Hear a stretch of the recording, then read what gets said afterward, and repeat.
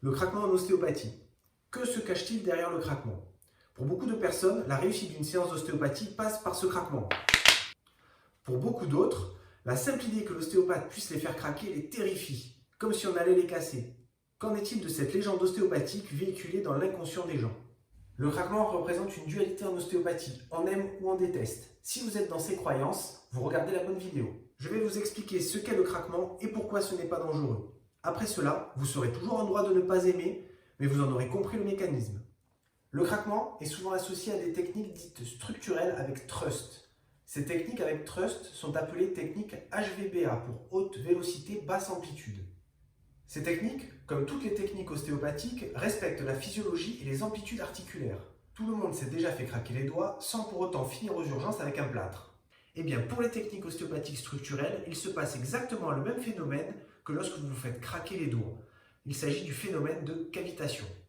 La cavitation est la formation de poches ou de bulles de vapeur au sein d'un milieu liquidien initialement homogène. Dans notre cas, le liquide est le liquide synovial. Le liquide synovial, c'est le lubrifiant des articulations. Alors, seule l'implosion de la bulle est sonore. Sa formation ne crée pas d'onde de pression, donc pas de bruit.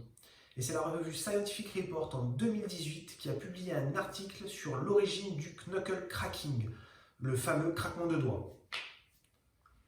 Dans cet article, les chercheurs ont réussi à trouver un modèle mathématique pour expliquer le phénomène de craquement.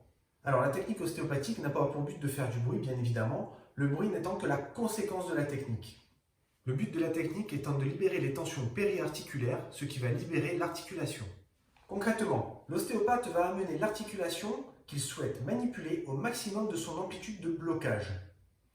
Ces amplitudes sont moindres que les amplitudes physiologiques de l'articulation, car je vous le rappelle, l'articulation que l'on souhaite manipuler est en dysfonction, donc en restriction de mobilité.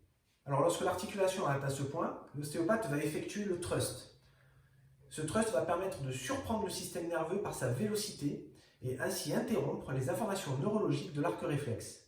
L'énergie transmise durant la technique va permettre de libérer les tissus périarticulaires et par là même l'articulation. Lors d'un thrust, il y a donc une double action neurovégétative qui interrompt l'arc réflexe, qui maintient le blocage dit neurologique, et une action mécanique qui va libérer le tissu périarticulaire. Le thrust respecte les amplitudes physiologiques des articulations, il n'y a aucun risque pour celles-ci. Voilà, le craquement est donc le résultat de l'explosion de bulles de gaz dans les articulations, en aucun cas lié au frottement ou au craquement des os entre eux. Le crack est parfois impressionnant mais sans danger. Pour les personnes souhaitant ne pas se faire craquer, je vous rappelle qu'il existe de nombreuses techniques permettant de traiter les patients sans les faire craquer.